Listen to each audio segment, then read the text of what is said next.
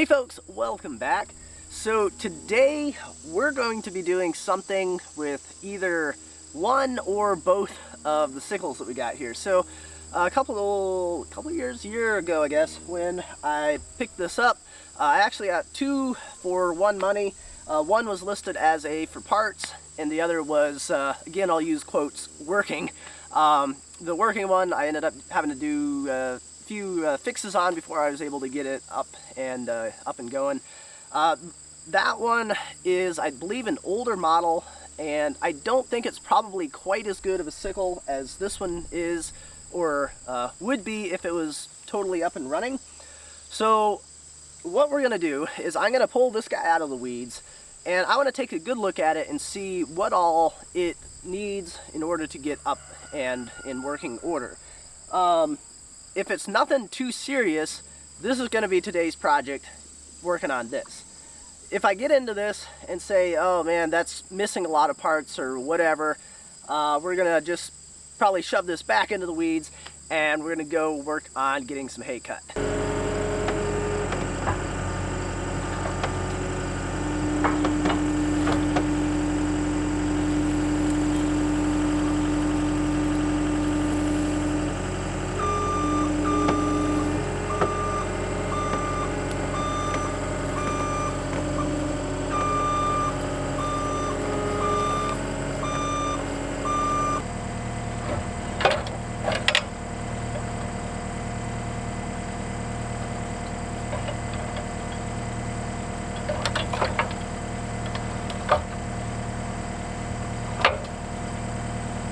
So I'm not sure how well you can see this, but this right here and down here have been welded up and fixed. So this part right here may or may not be usable, and actually that bottom part, that's like a nut that's been fashioned onto there to hold that in place. It doesn't have this top part like it should. I think it should be pretty much symmetrical for the top and the bottom, and this section's just completely missing that they've swapped out for the nut there. So I guess they probably really hit something hard and it snapped this little, I don't know what you'd call that, a little yoke right there. So that might have to be replaced. It looks like there should be some sort, this part fits into here. We can get the dirt out. This part should fit into here. It looks like there should be some sort of maybe a snap ring that goes around there, so that once this fits through here, there's a ring that fits around that to hold that in place, I think. And then also, this spring, this should be hooked up onto this thing, I believe. That's nothing too terrible to get that moved up there. Obviously we don't have all of our guards and stuff, but that stuff should be able to just be swapped from the other cutter, and the cutter bar and all that sort of stuff, I think could be moved over to this one. I think what I'm going to do is I'm going to pull up some pictures of ones that are totally together and in good working order, and I'll kind of go over this whole thing and compare it and see how everything looks, see if I can find anything else that's either missing or broken, and then I'll look into seeing what it'll take to get this thing fixed up.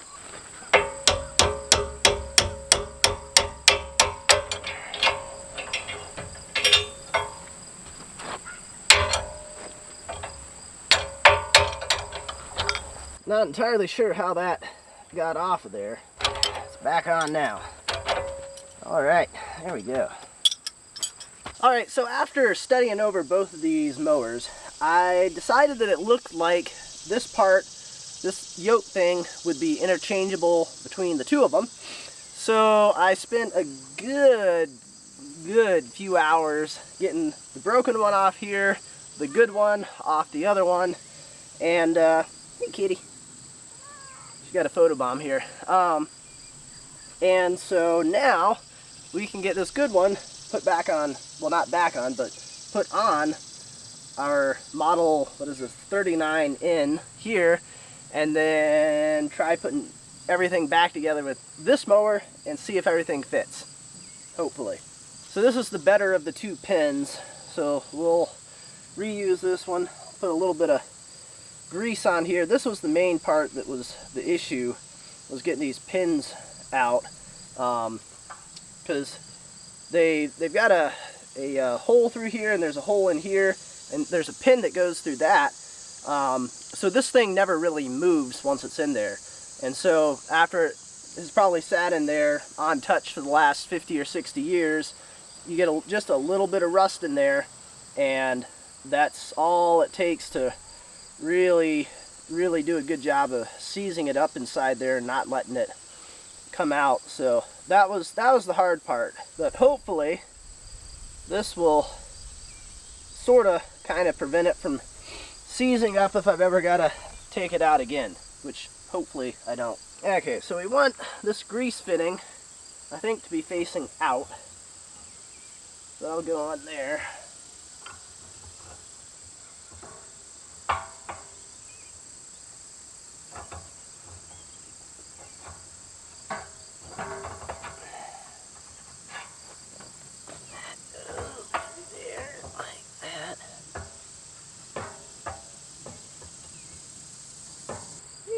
Might as well put a little bit of grease on that too.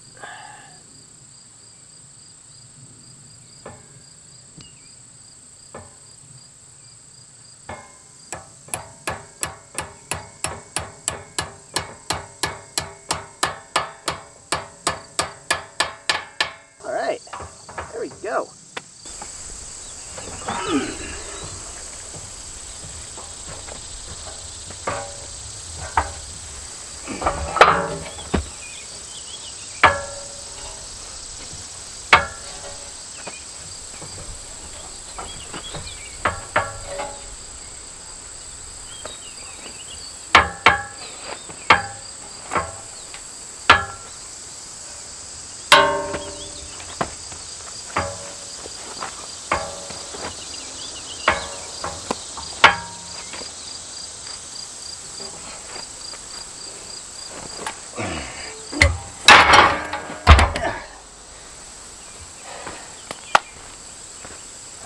That went not as well as could be expected.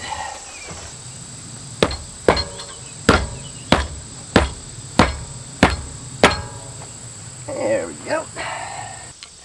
Then I've got the ring, or it's like a washer and snap ring off the other one. So this can go on here, I hope.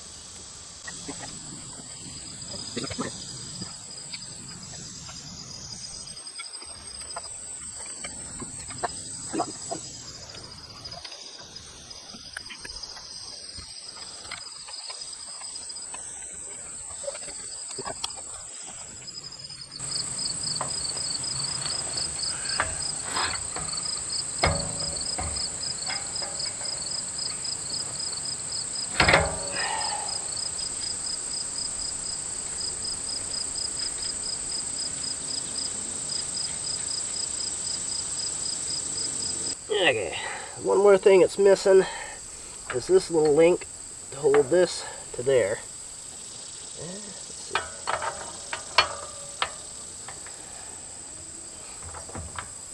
It may not reach.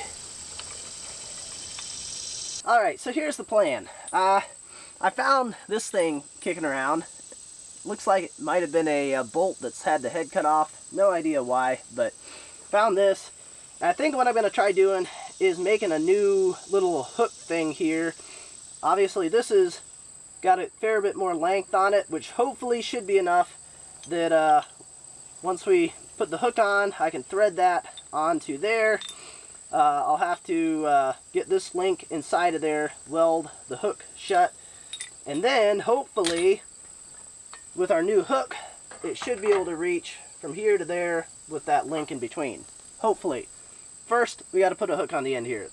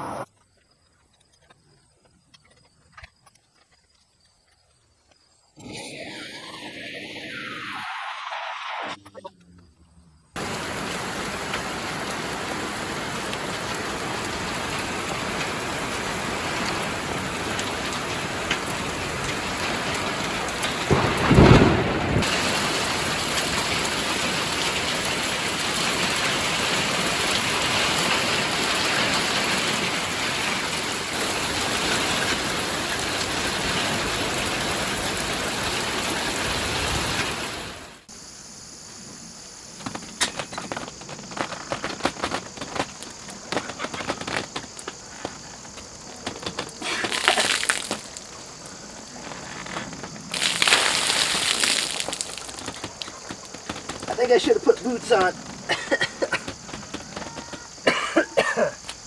Let's grab a bucket.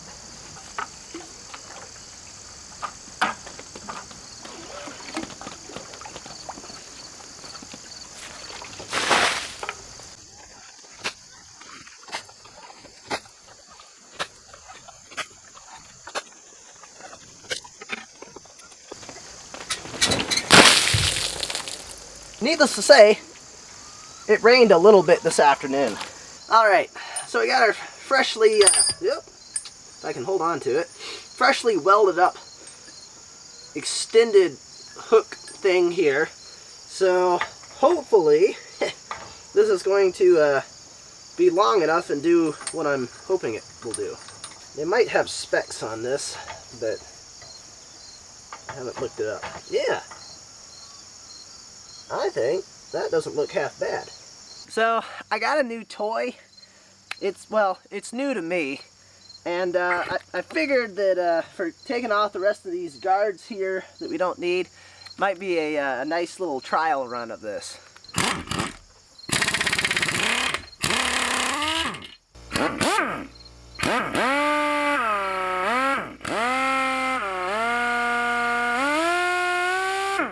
Ooh, okay.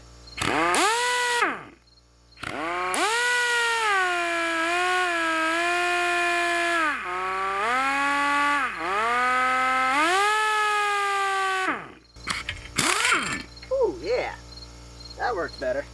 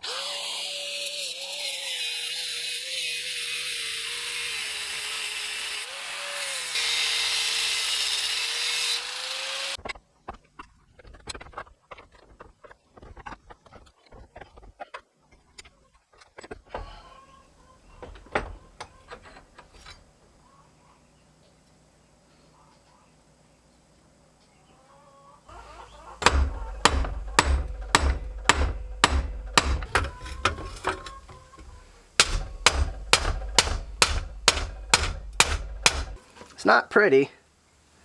I think it'll hold. So I do, as you can see, have a crack in this one. I'm not going to worry about it for now. I'm just going to keep an eye on it, and if it starts looking like it's getting worse, I'll try and figure out how to do something with it at that point. But for now, we're just going to kind of leave that.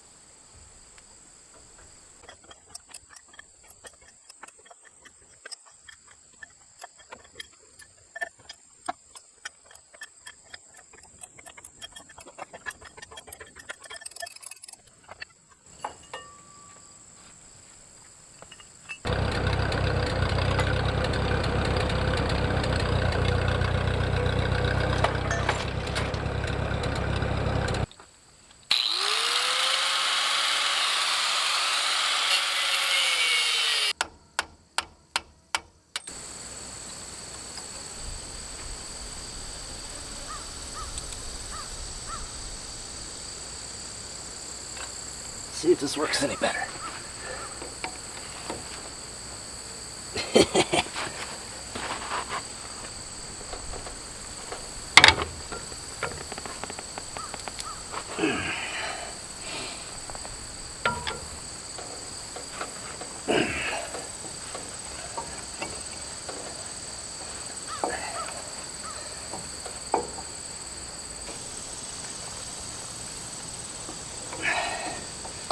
Yeah, that'll do.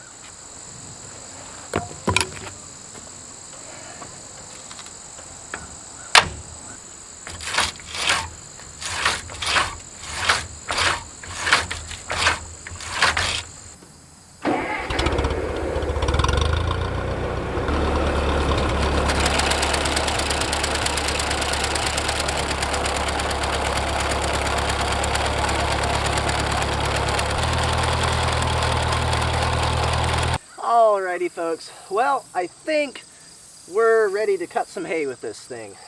That'll be in the next video, but before I finish this one up, I wanted to kind of go over everything on here and kind of explain a little bit more about why I swapped everything over to the 39N instead of continuing using the 9 that I did have up and running. So, for starters, on the 9, instead of having a pulley in here, we had a chain and sprocket, and so at the bottom there's an oil well, and you have to put oil in there, and then that's what keeps your stuff lubricated inside there. That was leaking pretty decently around some of the seals, so it wasn't really holding the oil in like I think it should have been. So that was one kind of, it wasn't a huge issue, but it was, you know, not the greatest thing ever. That was one problem with that. Another is that I think there may have been a bearing going out somewhere in the drive system here on the 9 as well.